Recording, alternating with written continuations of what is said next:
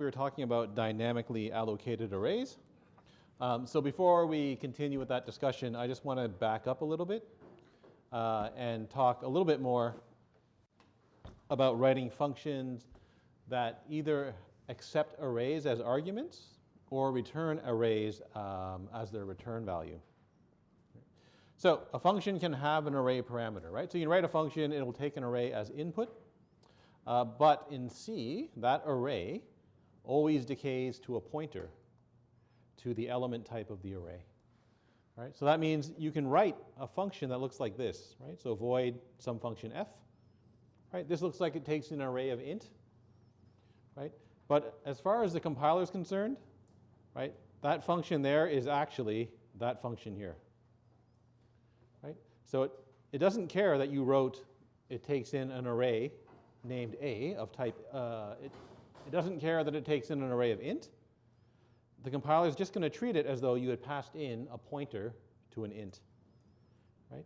Similarly, the function g that takes in an int n and an array of double of what looks like to be length n, right? The compiler doesn't care. As far as it's concerned, it's a function g who takes in where you pass in a parameter n and a pointer to a double.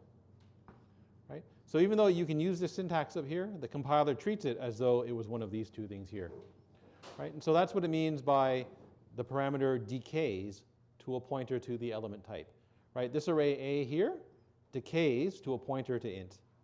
That array D there decays to a pointer to double. Right? Now this is a problem because if inside the function, if the function just gets a pointer, there's no way for the function to determine how big is that array, right? Because all it has is a pointer. If you use size of A inside this function, it's just going to return probably 8, right? The size of a pointer in C. Right? Similarly here, the situation is a little bit different because you're forcing or you're asking the caller to pass in the size of the array, right? Presumably that's what n is here, right? N is the size of the array. So in this situation here, the function knows or assumes that the value n is the number of elements that you want to process in D. Right? So because the function effectively receives a pointer, there's no way to determine the size of the array inside the function. Right? So whatever you do not write size of and then the parameter name to get the number of elements in the array. It won't work. Right? So if you want to write a function that takes in an array, then usually what ends up happening is one of two cases. Right? Usually you require a second parameter giving the size of the array, like the example G here. Right? Or your array must contain some special element value that indicates the end of the array. Right? And that's why strings in C are always terminated with the 0 character, right? With the null terminator. Right? So the functions that take in strings in C, they assume that the last character or the end of the string is marked by the character 0. Right? Usually, though, what ends up happening is you pass in a second parameter, and that says how many elements that you want to process in the array. Right? So, for example, right, there's our function g. Right? Presumably, that's an array of n doubles. Right? So inside the function, you can write a little loop that counts from 0 up to, but not including n, right? And then do something with di inside the loop, right? Or something similar, right? Here's an example where we're going to use a special value to indicate the end of the array. Right? So here, the documentation says we're going to use int min to indicate the end of the array. Int min is just the most negative value that you can store in an int, right? So it's the equivalent of integer min value in Java. Right? Now, there's another quirk with C arrays. There is no such thing as the 0-length array in C. So you are supposed to always be able to look at the first element of an array. So here I can safely look at the first element of A, right? And get its value. Right? Now, the int min indicates the end of the array. So while value is not equal to int min, do something with ai here, right? And of course, increment I each time in the loop. Right? So those are the two styles these are two of the ways that you can use to write a function that takes in an array as a parameter, right?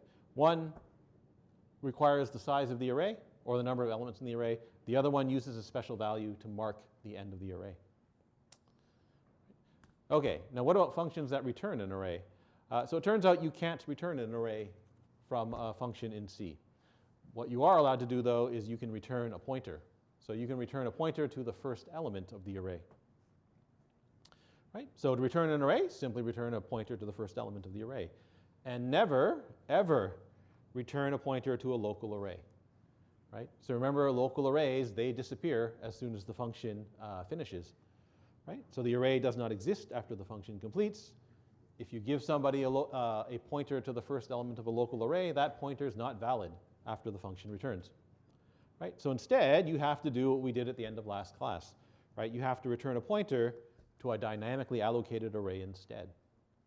Right? Now, there's another problem.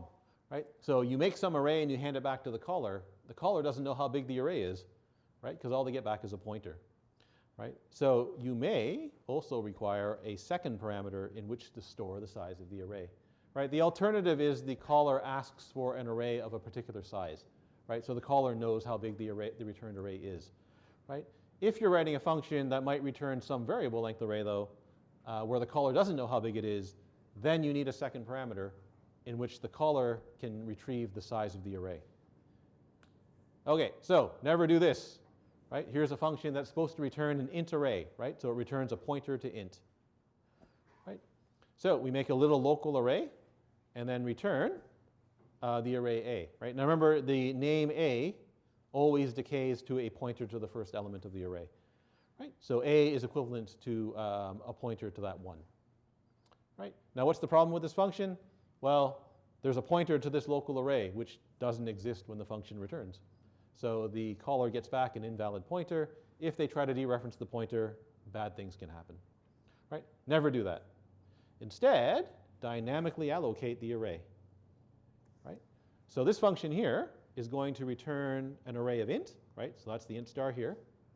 So we'll dynamically allocate an array of 3 ints, right? So we use malloc, right? There's our dynamic allocation function.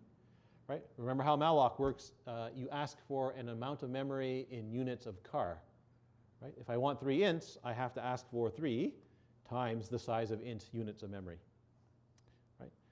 I can go ahead and fill in the array if I want. So in this case, I chose to fill in the array with 1, 2, and 3. Right? And then I'm going to return the array. Now, in order to tell the caller how big is the returned array, right, I'm going to ask the caller for a pointer, right, to a pointer to an object here to store the value to store the number of elements in the array, right? I need a pointer here to return the value back to the caller, right? So remember, the caller is going to make, I think I have an example here, right? So the caller is going to create a variable, right, of that type.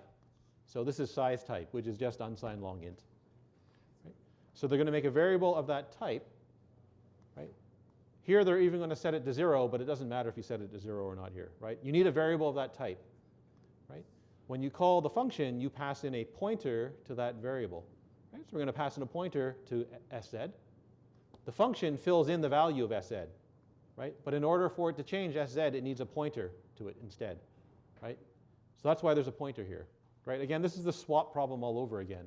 Right? If you want to change a variable that belongs to the caller, you need a pointer to that variable instead. Right? So the function good fills in the value of sz, so it puts in a 3 in there, right? And then returns a pointer to the first element of the array that it just allocated.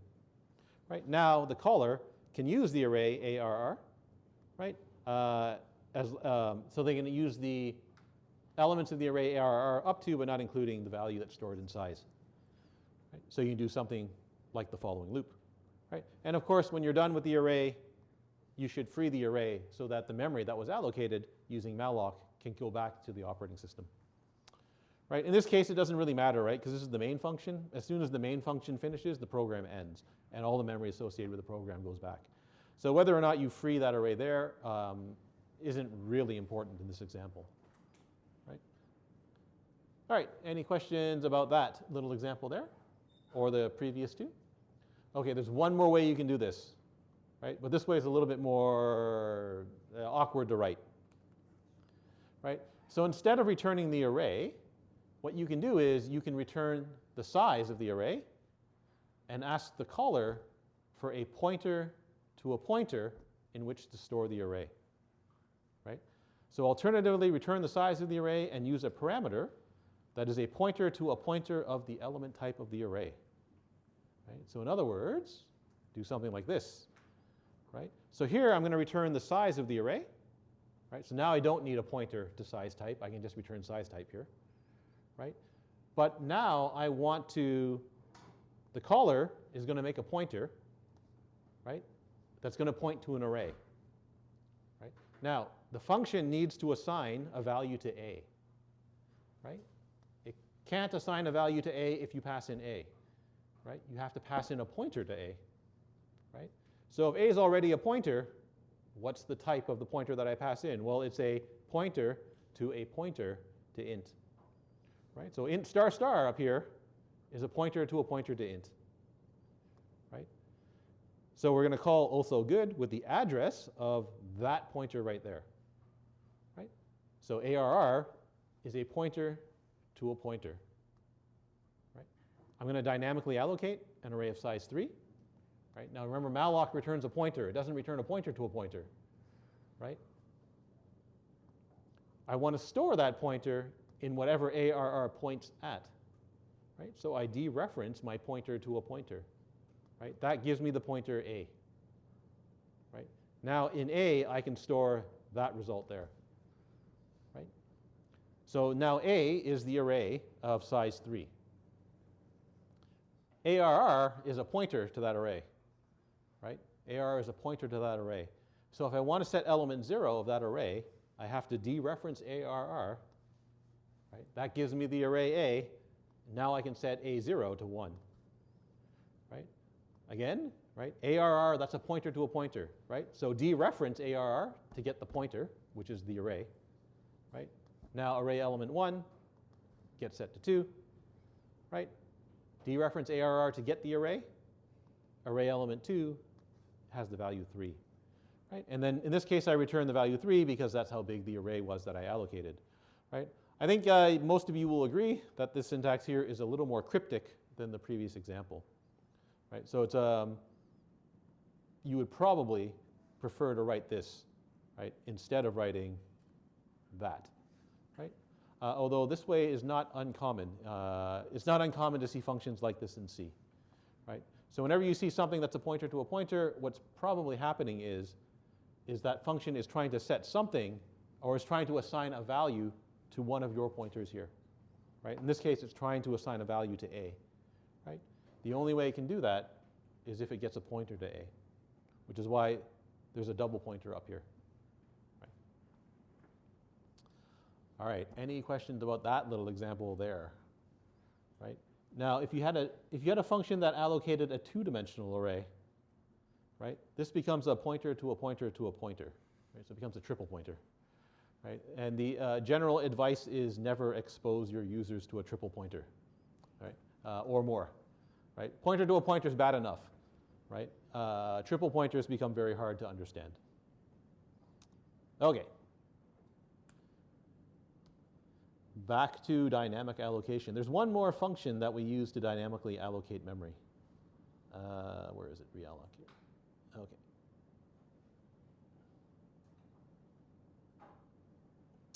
Okay, so malloc and calloc, those give you two new chunks of memory, right? Both those functions give you back a chunk of memory.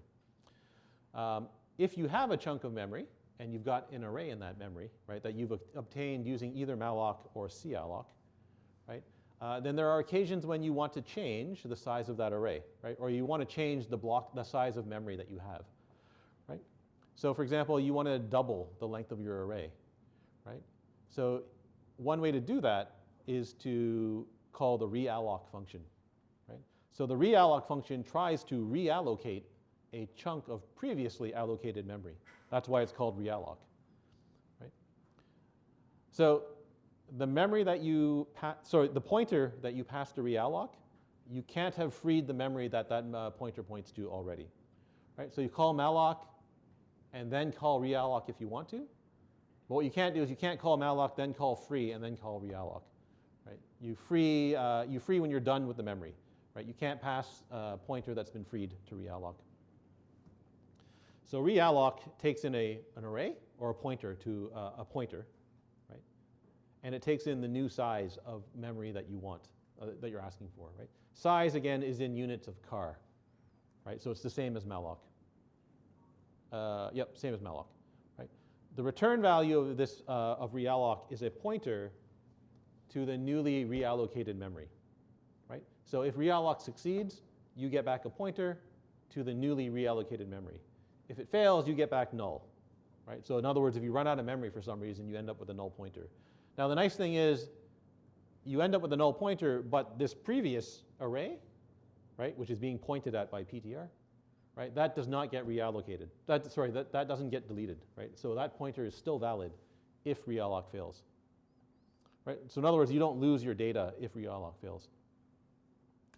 Okay, if realloc succeeds, then the contents of the newly allocated memory contains the original array, right? So if you reallocate a bigger chunk of memory, your original array is at the front of that bigger chunk of memory, right? And then all the extra stuff is uninitialized, right? So you have room for more elements, but you have to put those elements into the newly reallocated memory yourself, right? If the reallocated array is smaller than the previous array, then you get the first n elements of the array that fit into the newly allocated memory. Right? Okay, so here's our little example again. Here's make array. Right?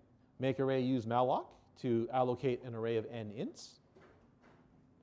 Print just prints the array. Right? Now this is our previous main function here. Right? So it asks the user for the size of the array, calls make array to make the array. Right? Now here, I'm going to ask the user for the size a second time. And I'm going to use realloc to get a bigger or smaller array.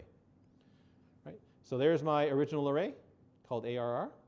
Right? Notice I haven't freed it yet, so it's still valid. Right? Ask the user for an array of a different size. Right? And then reallocate the array of the new size. Right? It can be bigger or smaller. So if this succeeds, right, so in other words, if this pointer is not null, right, then I can make my original array point at the newly allocated memory, right, and then print the contents of the newly allocated array. So this one is, this is, what's this program called? Array realloc.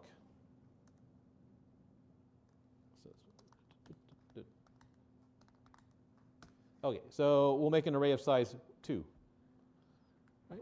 And it died. Okay, so let's see what it's probably because I edited it last year. Code array. All right, let's see what's going on.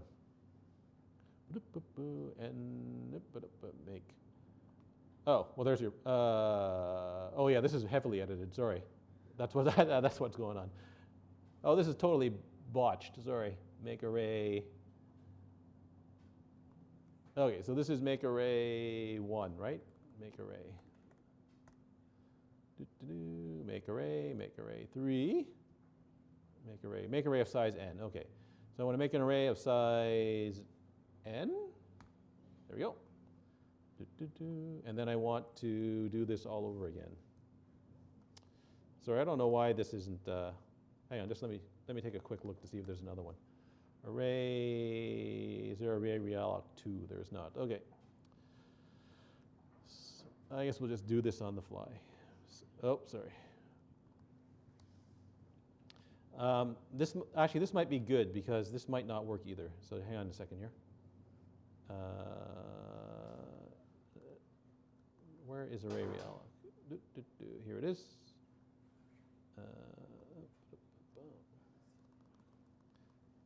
So I'm actually expecting this not to work.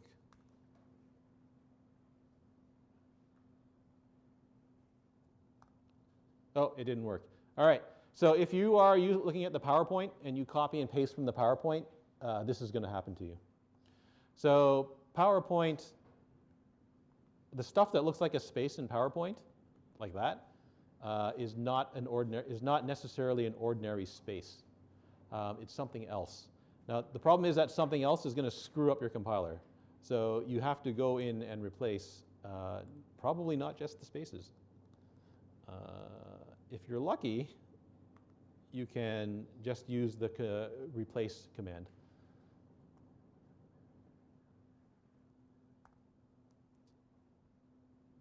And here, so, okay, so that didn't fix them all anyway.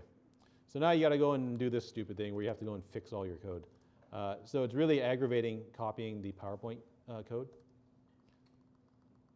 So be careful if you do this. Is anybody actually typing in the code? Anybody? Yeah, I didn't think so.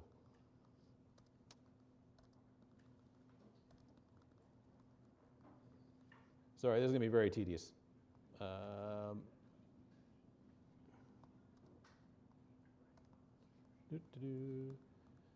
But if you do try to compile this, it won't work, which is the other annoying part.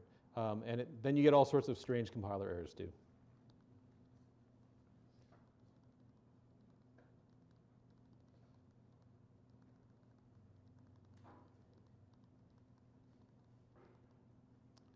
Did I get them all? No.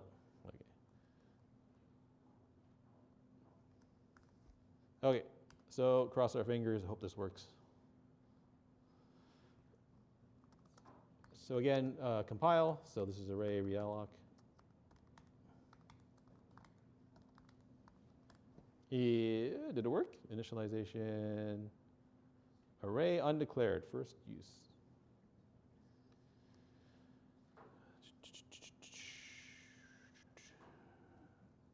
Which one? On line 20. Oh, yeah, that's fine. We can just nuke all this.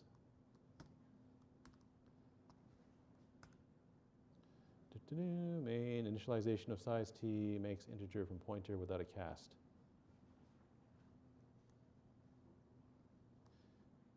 Initialization of size t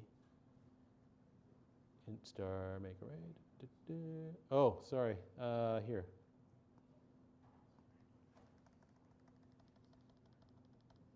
So this is AR equals, okay, that's better.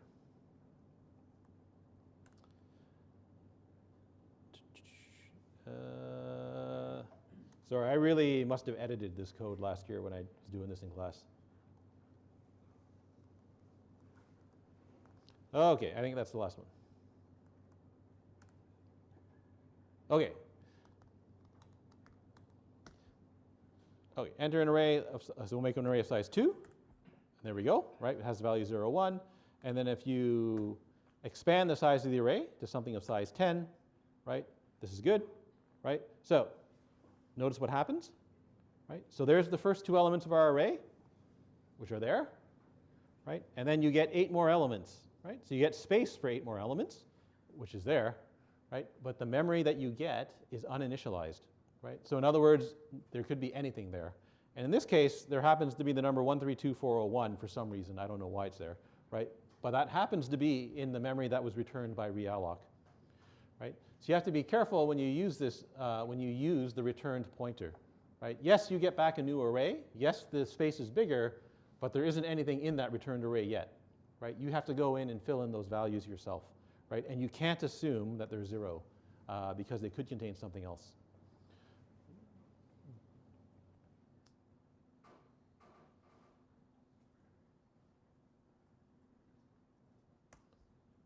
All right, so those are your 3 functions. You got malloc, which allocates a chunk of memory for you, right? Returns a pointer to the start of that memory. calloc allocates a chunk of memory for you, returns a pointer to that memory, initializes everything to 0 in that memory, right? And then you have realloc, which takes a previously initialized chunk of memory and reallocates it to a different size, right? Whenever you're done with the memory using either of those functions, you should always return back, you should always free the pointer so that you release the memory that's, that was allocated by one of the allocation functions, right? So notice here, right at the bottom there, I'm always freeing I free the array. Okay. So now I think we've talked about everything we need to talk about as far as arrays go in C, right? Anybody have any questions about arrays or pointers? Yes? Yes. Yep. Anything else? Yep. Can you free the malloc after you already pre-alloced it? Yeah, so sorry, can you free the memory that's allocated by malloc? Yeah, after you already pre-alloced it. Oh, I see. I believe the answer is you're not supposed to, because the realloc is going to do something already. Yeah. Anything else? All right. Today, the rest of the lecture is on something called C structures. Right. First, I'm going to tell you what typedef to make our life a little bit easier. Okay, so typedef, I mean, if you just look at the name, it sort of tells you what it does, right? It defines a new name for a type, right? So you have some existing type, you're allowed to give it a different name, right? So that's all it does, right? Some type, I want to give it a new name. Usually you want to give it a shorter name or a more descriptive name, right? Now it doesn't actually create a new type, right? So typedef doesn't do the equivalent of making a new class in Java, right? All it does is it makes this new name for an existing type, right? So the syntax is simply typedef and then the type that you want to give a new type to, right? And then its new name, right? So that's it. So for example, right, the type long unsigned int, right? So that's actually what size type is, size underscore t, right? So every time you see me use size underscore t, right, a standard header file has simply issued a typedef that says that size t is just long unsigned int, right? And I think you all agree that typing in size t is a lot better than typing in long unsigned int, right? Similarly, if you take two pointers and subtract them, then any function that does something like that returns a type of pointer difference type, right? Turns out pointer difference type is just long int in most implementations of C, right? So there's an example of two typedefs that are used in the standard header files. Right? Now, why are you doing this? Well, normally it simplifies your life, right? You can write usually a shorter name in place of a longer type name. Right? Similarly, you can write a more descriptive name in terms for instead of a perhaps more cryptic name. Right? So for example, if you don't like pointers, right, you can always typedef a pointer to something else. Right? So I can take a pointer to int, right? So typedef int star, and instead call that int pointer type. Right? So int pointer underscore t. So the name int pointer t, right, is now just int star. Right. Here's an interesting one that we haven't seen yet. And we're going to look more at this in a few lectures. So in C, functions, you can actually create a pointer to a function. Right. You might ask, why do I want a pointer to a function? Because you can pass that pointer to another function, and that other function can now call the function that's pointed at. Right. And you'll see why that's useful in a later lecture.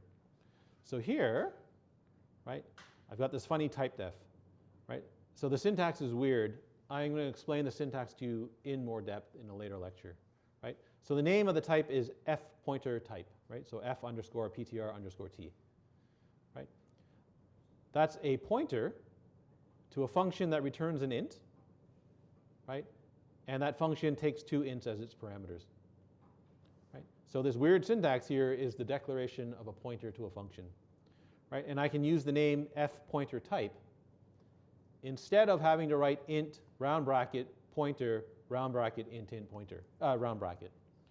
Right? So there's an example of replacing a cryptic name with something that's a little easier to read. Right? You can also use it to create what's called an incomplete type in C. So in C, there's something called a structure, which I'm going to tell you about in a couple of minutes. Right? The type of that structure in this example is struct list. Right? So I'm going to make a structure called list. Right? Instead of writing struct list everywhere, I can just write list.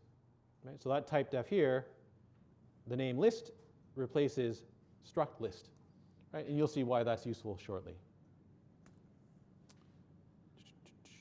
Okay, so here's an example using our malloc example, right? So here, instead of returning an int pointer from make array, right, I can use my typedef up here, right, and instead return an int pointer underscore t instead, right? And everywhere that we normally use int star, I can just write int pointer underscore t, right? And you can, reading that, you say, oh, that's just a pointer to an int, right? Instead of having to remember that int star is also a pointer to an int, right? Right? Similarly here, when I make the array, right, I don't need to store that as a pointer to int. I can just use int pointer underscore t again. Okay, structures. So a structure, or struct in C, consists of one or more members whose storage is allocated in an ordered sequence, right? So what does that mean? So a structure is just some variables in a block of memory having a single name, right? What it sort of resembles is a Java class that has no methods, right? So imagine you make a class, it has some fields, right? That's effectively, it has some fields, it has no constructors, it has no methods, right? That's sort of what a C structure is, right? So the way it looks like is the keyword struct, right? Then some braces, right? And a semicolon at the end, right? Your members of your structure go into the body of the structure, right? So this is it's more useful if you look at an example, right? So the .2 example that you've all seen in CISC220, right? I can do the equivalent thing in C by creating a structure, right? So here's struct .2. Struct .2 is my type for representing a two-dimensional point, right? Something having an x and a y coordinate, right? So what's inside the structure? Well, there's a variable called x and there's a variable called y, right? Their types are both double, right? How do you access x and y? Well, my type is struct .2, right? So that's the actual name, that's the actual type name of this, right? So the actual type is struct .2, right? I can make a variable of that type. I'm going to call it p, right? If I want to get to the x coordinate of p, it's just p.x, right? So exactly the same as it looks in Java, right?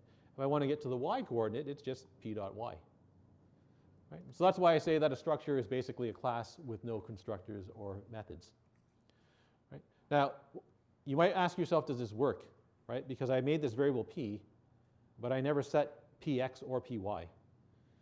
So it turns out that structures get 0 initialized, right? If I make a variable of a structure type, then any numeric members automatically get set to 0. So if you run this, you'll get back 0 and 0.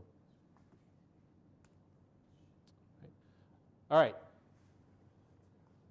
That thing there, right, the name of the structure, is not the type of the structure, right? The actual type is struct followed by the name, right? So instead of having to write struct everywhere, right, whenever I'm using a structure, you can just use a typedef, right? So where did I do? Here, right?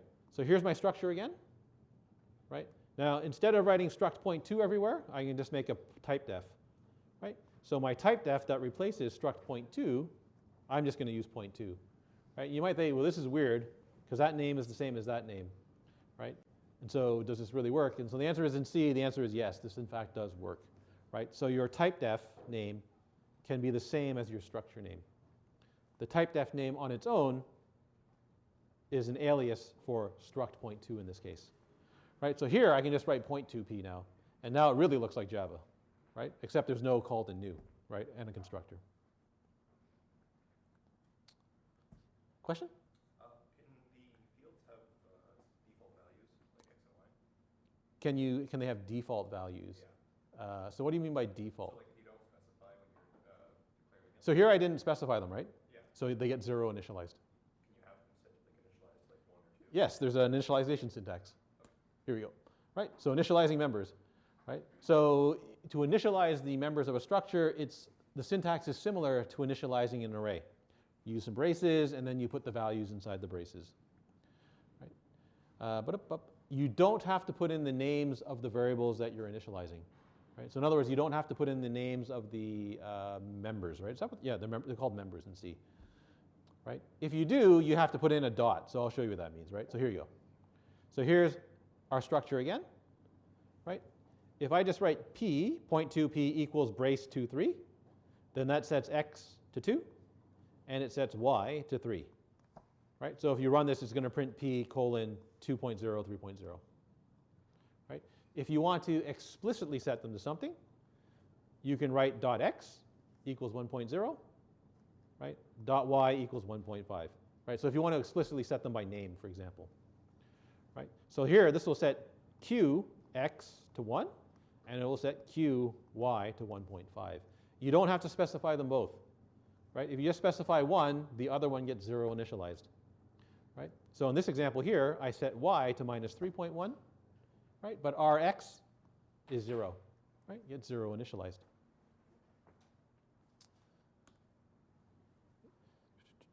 So to access the members, you just use the dot.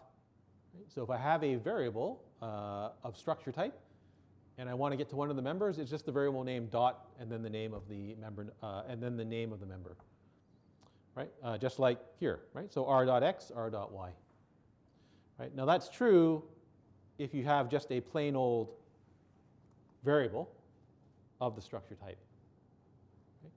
But there's also pointers in C, right? So you can have a pointer to a structure type, right? So in other words, I can do something like, on this line here, right? I can do something like 0.2 star ptr equals p, right? So now I have a pointer to a structure variable, right? If you have a pointer to a structure variable, you can still get to the members. You have to use a different syntax. You have to use hyphen greater than, so this little arrow, right? So the arrow automatically dereferences a pointer to a structure to give you the value of the member. So for example, right, here's my structure P, right? Its value, its x and y coordinates are 2 and 3, right? I can make a pointer to the structure, right? So 0.2 star, right? And have that pointer point at P, right? Now, when you have a pointer to a structure, it's often useful to access the members and change them, right? So if I want to change the x coordinate and I have a pointer to a structure, I write pointer hyphen greater than x equals 200. So that sets the x coordinate of the structure P to 200, right? Pointer hyphen greater than y sets the y coordinate of the point to 300 in this case, right? So you can access the elements of a structure either using a variable of structure type or using a pointer to a variable of to an object of structure type, right? If you're using a variable, right, that's a structure type, then use the dot. If you have a pointer, like this, right, use the hyphen greater than, the arrow, right? Similarly here, if you wanted to use PTR to access the coordinates, you would just write PTR hyphen greater than, right, and PTR hyphen greater than y, right, and that would work just fine as well. Okay, now you know in C, when you go to copy an object, right, normally you'd use a copy constructor, right? That's what the copy constructors are for in Java, right? For structures, you don't have to do that. So a structure, you can just assign to another structure variable, right? C does the copying member-wise. C copies the other structure member by member for you, right? Now, what happens if one of your structure elements is a pointer, right? So if the structure itself has a member that's a pointer, right, and you do this assignment, right, you've now got two pointers that point to the same object, right? So now it's the same thing as if you had two references in Java that refer to the same object, right? So here's an example here. There's our structure again, right? There's P, right? So its value, its x and y coordinates are 2 and 3. Here's Q, right? Now I didn't initialize Q, so its x and y are going to be 0 and 0. I can just write Q equals P, right? This does not make Q point to P, right? So it's not like Java where Q and P are now references to the same object, right?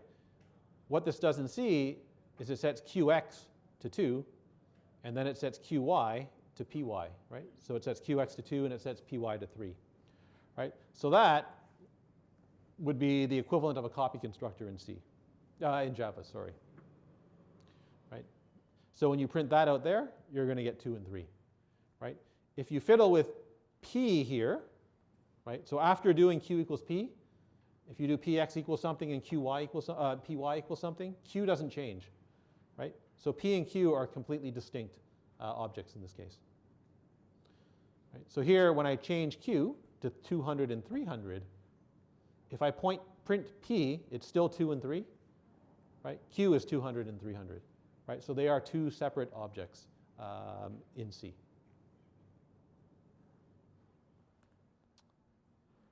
Okay, can you dynamically allocate a structure, or can I make an array of structure type? The answer is yes, right? A structure is just a type, so you can use malloc to allocate memory for a structure, right? How do you get the size of the structure? Because I need that for malloc, right? Just use size of. Right? So here's my point again, right? There's my typedef, right? Instead, I'm going to allocate, instead of making a point to object, right, I'm going to make a pointer to a point to object, and then I'm going to dynamically allocate memory for that object. Right? So this is an array of size 1 in this case.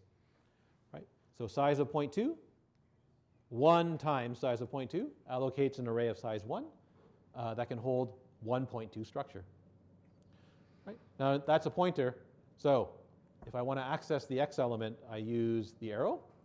Right? So p arrow x equals 100, p arrow y equals 200, print px and py, you get 100 and 200.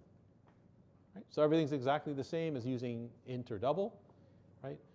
It's just now that you have a pointer to a structure type instead of a pointer to some more familiar type. Okay, what about equality? So that's the annoying thing in C.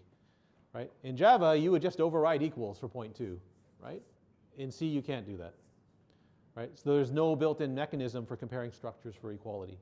Right? So in other words, there's no way for me to compare, oops, sorry, here. There's no way for me to compare P and Q to see if they're equal. Right? If I use equals equals, that doesn't work. Right? So equals equals and not equals, not defined for structures. Right? So if you try to write that, the compiler will barf. It'll tell you this is an error. Right? So what do you have to do instead? You have to write a function. Right? So if you need to do this, then you have to decide what exactly does it mean for two structure type objects to be equal. Right? If you need to do this more than once, you should write a function. Okay, so here I do not have a function. Right? So here I've got, it's the same example. So I've got a structure, a pointer to a structure P. Right? Its coordinates are 100 and 200. I'm going to set Q to have the same coordinates, right? Yep, right? I'm going to set Q to have the same coordinates as P. Now remember, P is a pointer, Q is not, right? So if I want to check are Px and Qx, do they have the same coordinates, I have to manually go in and compare them myself, right? So now, P is a pointer, right? So dereference P dot x or P arrow x, same thing, right?